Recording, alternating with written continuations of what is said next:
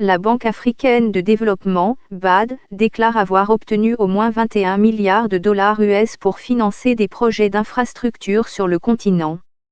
Il s'agit d'une autoroute transnationale reliant Lagos à la capitale ivoirienne, Abidjan, une voie ferrée moderne qui reliera la Tanzanie au Congo RDC via le Rwanda et le Burundi. Mais aussi des investissements dans la fabrication de vaccins et de produits pharmaceutiques en Afrique.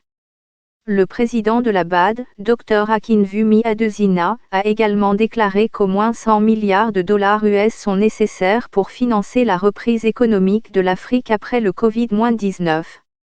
Pour le forum sur l'investissement, qui devait se tenir début décembre, vous avez mentionné 3 projets clés, l'autoroute transnationale qui ira d'Abidjan à Lagos. Cette autoroute représentera plus de 75% de tous les échanges de biens et services dans cette région. Elle est donc très importante. Il s'agit d'une transaction de 15 milliards de dollars US. Et nous allons la réaliser dans le cadre d'un partenariat public-privé, afin de ne pas endetter les pays. Vous avez parlé du chemin de fer qui va relier la Tanzanie au Burundi en passant par le Rwanda et la RDC. Cet investissement sera de 3,1 milliards de dollars US, et cette autoroute sera probablement de plus de 548 km.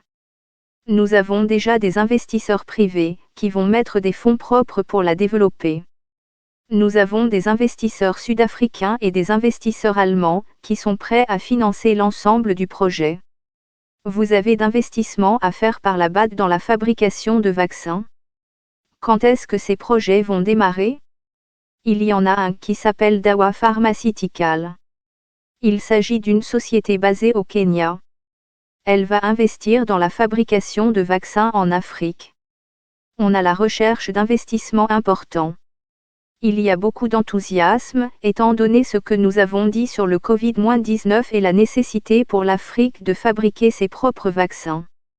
Il y a un autre projet appelé MobiHealth, qui consiste à avoir des centres de santé mobiles à travers l'Afrique, afin que vous puissiez utiliser la technologie numérique pour accéder aux soins médicaux. Puis il y a une autre installation importante pour mettre en place des centres médicaux d'oncologie de classe mondiale en Afrique. Comme vous le savez, le cancer fait des ravages dans de nombreuses régions d'Afrique, mais il est très important de disposer d'installations de diagnostic et de traitement adaptés à la génomique des Africains. En août de cette année, le Fonds monétaire international a annoncé l'octroi de 650 milliards de dollars US en droits de tirage spéciaux, DTS.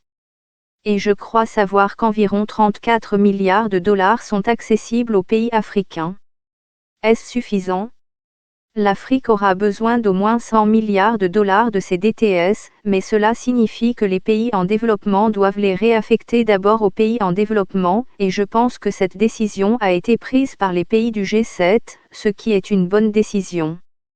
Quels sont les programmes qui, selon vous, ont un impact sur les communautés en ce qui concerne la production agricole ?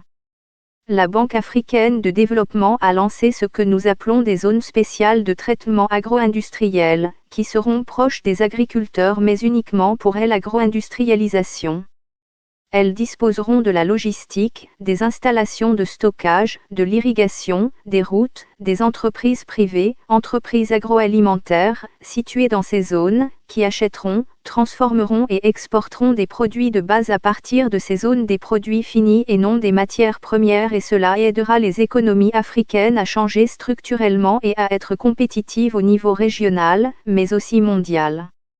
Voilà donc quelques-unes des actions que nous menons à la banque.